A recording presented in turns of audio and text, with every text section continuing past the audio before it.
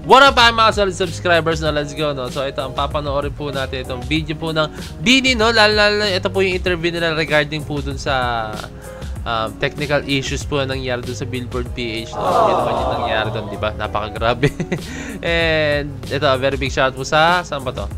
ABS-CBN News, no? Kanila po itong video to, no? So, kindly leave a like, subscribe, and kindly ring the notification bell na rin, guys, para alam nyo pag ako'y nag-release ng bagong video. So, without further ado, let's all watch this.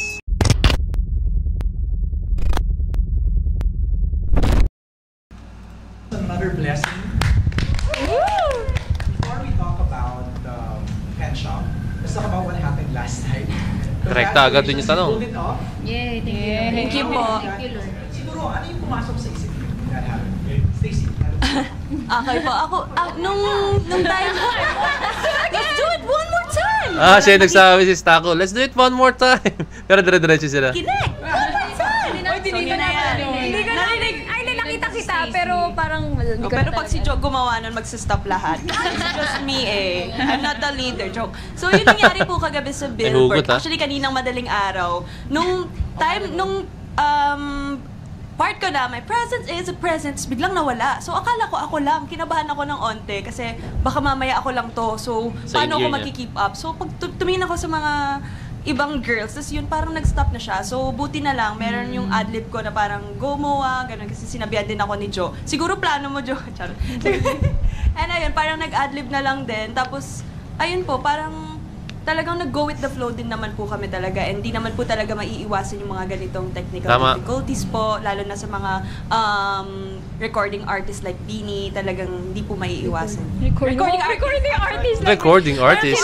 Yes. At saka we were trained din naman na may mga ganitong chances talaga. So, kailangan mo lang talaga magpaka-professional kasi ang dami naghintay sa'yo, di ba? So, bumawi naman kami nung nagkaroon na ng music. Tsaka, live, a cappella po, di ba? We sang live. Who wants to answer? Thank you so much, Arena. At thank you po to our Blooms and sa mga ibang taong nakisabay sa amin. Actually, nung narinig, sa totoo lang, honestly, nagpanic talaga ako. Like, oh my gosh, namatay! Pero nung nagpo-forward na kami dun sa aisle, sa sumasabay sila, naiyak ako slight, pero hindi kita. So, super nakaka-touch kasi syempre, kinakabahan. Ewan ko, meron pa rin kaming kaba na parang kapag lahat, parang magsusupport ba lahat. Pero we're so happy na talagang sinuportahan kami ng lahat at nakikanta sila. So, yun yung nag-push sa amin na go tuloy natin girls kahit walang music hanggang dulo, kahit dance break, mag-countings tayo. Ganun. Naramdaman ko parang nanggigil kayo lahat. Parang sa dance break. Oo po, grabe dance break. Siya na lalo eh. Mapupunta sa stage. Yun yung goal. Naramdaman ko na the girls fired up, lalo. Siguro, doon na lang po namin binawi yung, kasi syempre hindi siya naging perfect na like, ina-expect namin na naging smooth lang yung performance namin, na yung talagang smooth lang, pero ayun nga, nagkaroon ng parang difficulty sa mga unexpected na pangyayari, pero ayun, bumawi na lang kami sa mga dance break, sa susunod na prod namin. Buti na lang na naging smooth siya after. Wala na siyang ano nun eh. Thank you po. Here we are about your new blessing. It's pen shop this time. Seems like yun yung parang nakaka-encounter sa pen shop before. Parang most of us. Hindi ko lang gaano marinig yung boss ng host. Ewan ko ako lang pero hindi ko talaga marinig yung boss ng host. Because pen shop is everywhere, literally everywhere. Yeah. Every mall you go, nandun talaga yung pen shop. Tapos naalala ko pa, kasama ko yung cousins ko before. Tapos pumunta kami ng pen shop, bumili kami ng shirts. Ayun. Just ayun nga, parang sinabi nga namin kanina na parang yung pen shop, it's very nostalgic for us. Kasi yun yung sinusuot namin every Christmas, pag may Christmas party sa school. Go-to shop namin kasi pen shop is very affordable. Talagang for students siya, for young like us, Bini, for youth, and everyone. So, it's perfect talaga. May mga prints. May mga top na may mga words. Yun. Statement shirts. Yun yung naabutan ko. Statement shirts. Kasi yung uso yung statement shirts nga po. Tapos for Christmas, Meron pa yung mga quotes, ganun eh. Parang first time ako na magbigay that time sa brother ko. Tapos binigyan din ako ng brother ko. Turns out, we bought the same shirt from Pen Shop. So, ang cute po. Basta maroon yung color, pero ano siya, yung mga... Ano nakasulat? I forgot na, pero it's statement shirt, yeah. I forgot na. Yeah! Unli na po kami sa pen shop. Oh, you know, Anli. Thankful po kami kasi yun na nga, maganda na yung mga endorsement na natatanggap namin same sa values and goals na ginagawa ng Beanie. So, alam niyo po yun, parang ba sabihin yun? Parang sobrang match yung ano namin na very youthful, fresh lang. Yun, alam mo yung ano talaga sa mga young na mga chikitings. Yeah. Oo, yun. Ano lang yung feeling also that level nila yung mga endorsers nila? Ito si Joanna. Siguro same po na endorsers kami, pero ka-level, parang hindi pa po. Medyo malayo pa. Pero of course, parang we're looking forward din na ma-meet sila. Sana po, di ba, magkaroon ng isang event ang Pen Shop na magsama-sama lahat ng endorsers. Yun, no? Pero Ito na yung yun. ka-level. Ito yung event na yun. Pero nag-perform tayo.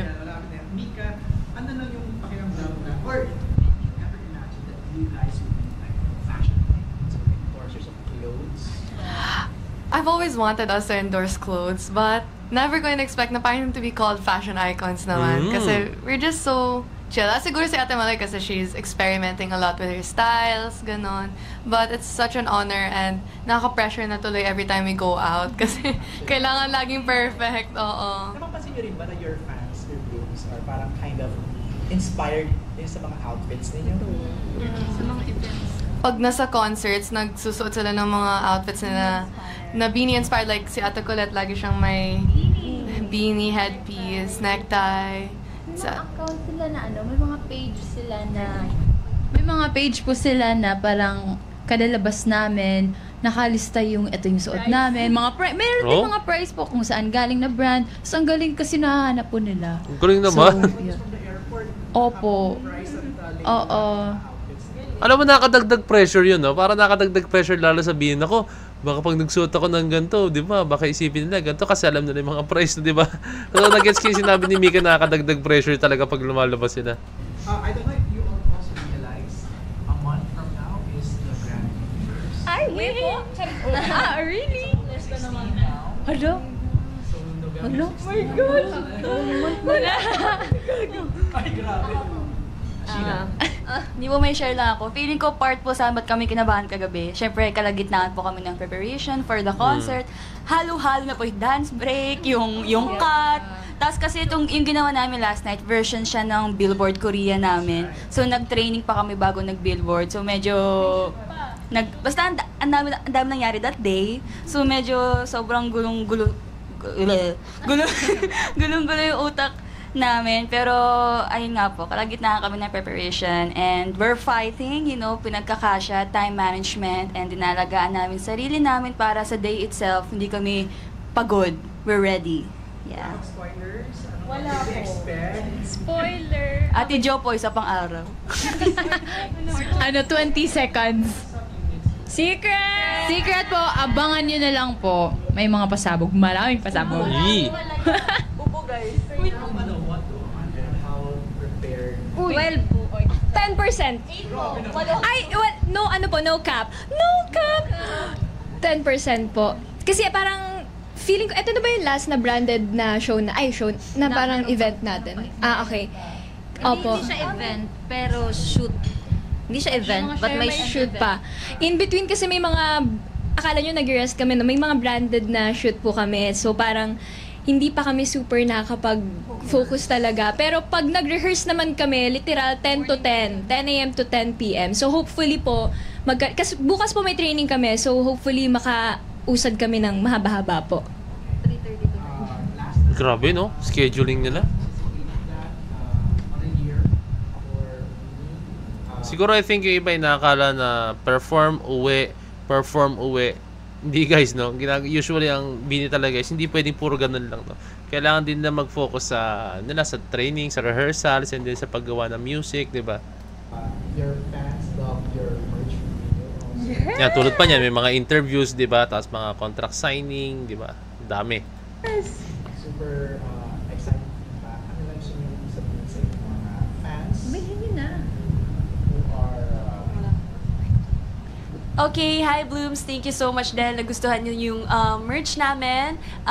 Ayun, sana ma-sold out ulit. And ayun, cute lahat ng merch na i-release namin. So look forward to it po. and your fan shop clothes na rin. And of course, the Pen Shop Icon Collections.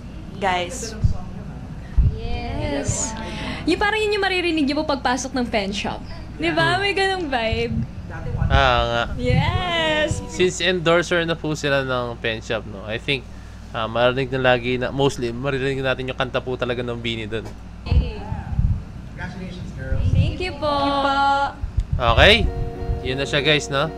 Very big shoutout sa Bini, napakagaling, napakatalino pag sumasagot ng mga questions. As in, normal lang eh. Kung ano yung nakikita mo sila kasi sa kanila sa interview, ganun din po talaga sila pag nasa labas ng nasa pag nasa vlog, off-cam, di ba? Ganun po talaga ang Bini. Wala kang makikita kung ano mang tinatago nila na character, attitude, or what. Talaga, yun attitude mo talaga, no? So, kung ano sila, yun po talaga sila. So, yan. Galing lang. Alam mo yun, unang-una, direct to the point talaga yung interviewer agad doon agad sa, sa topic. Di ba? Pero, na-explain nila na maayos naman. So, parang, maganda pala yun. Maganda yun. Kasi, meron nagre-rehearse din pala sila pag halimbawa may ganong klaseng technical difficulties na mangyayari, no? So alam nila yung gagawin para di sila magpanic, no? So that just shows na talagang sobrang professional po talaga na team. So ito guys, kindly like, subscribe, and kindly ring na notification bell na para alam nyo pag ako nag-release ng bagong video. So maraming salamat. So this is Point of It signing out. Peace. Bless you.